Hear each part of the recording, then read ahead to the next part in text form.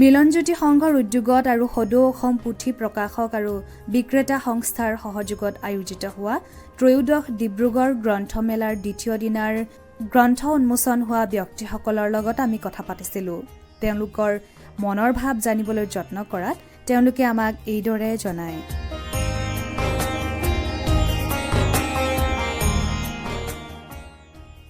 নমস্কাৰ ছাৰ, আজি গ্ৰন্থ উন্মোচনী অনুষ্ঠানত আপোনাক লগ পাইছোঁ আৰু আপোনালোকে এখন সুন্দৰ গ্ৰন্থ উন্মোচন কৰিছে আৰু এই গল্প সংকলনখনৰ কথা শুনি ভাল লাগিছে। এই গল্প সংকলনখনৰ কথা কওকচোন।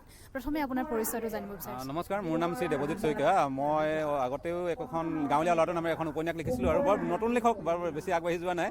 কিন্তু এইবাৰ মানে ইয়াত ডিব্ৰুগড় গ্ৰন্থমেলা হৈছে বুলি গম পাই আমি এখন নতুনকৈ গ্ৰন্থ উন্মোচন লিখাৰ কথা ভাবিলোঁ আৰু তেতিয়া মানে কি অকলে লিখিবলৈ বহুত আমাৰ নতুন নতুন লেখক কিছুমান আছে, তেওঁলোকে লিখিবলৈ ইচ্ছা প্ৰকাশ কৰে, কিন্তু তেওঁলোকে লিখিবলৈ ইচ্ছা প্ৰকাশ কৰিলে সেই মঞ্চখন নাপায় বা তেওঁলোকক এখন ডাঙৰ গ্ৰন্থ এখন উলিয়াবলৈ তেওঁলোকৰ হয়তো সিমানখিনি লিখা সমল নাথাকিব পাৰে।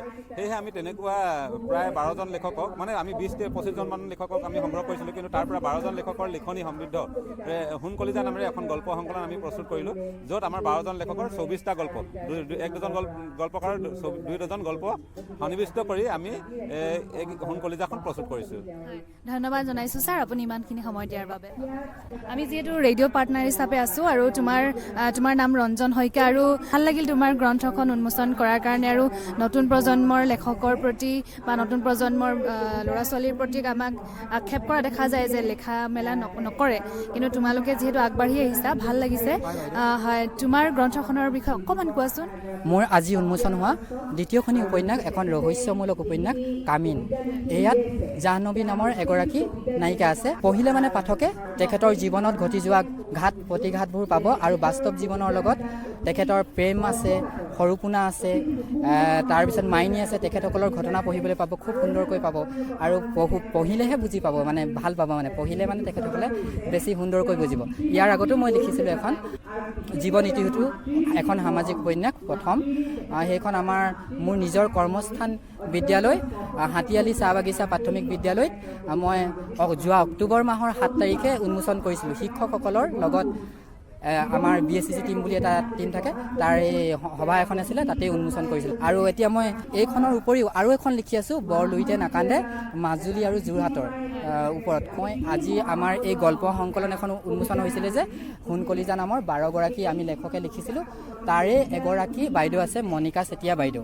সেই বাইদেউৰ লগত লগ হৈ আমি নতুন শিক্ষাবৰ্ষ আৰম্ভ হোৱাৰ আগে আগে এপ্ৰিলত আৰু মাৰ্চতে এখন আমি শিশু উপযোগী গ্ৰন্থ আমি প্ৰকাশ কৰিম।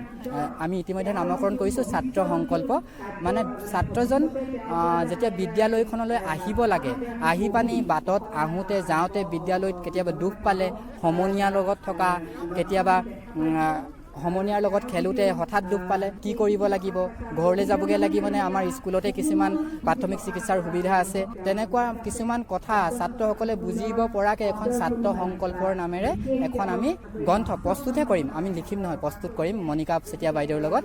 আমাৰ সেইখন মই প্ৰকাশ কৰিম মাৰ্চ মাহত, নতুন শিক্ষাবৰ্ষ আৰম্ভৰ লগে লগে। হ'ব বাইদেউ, ধন্যবাদ জনাইছোঁ।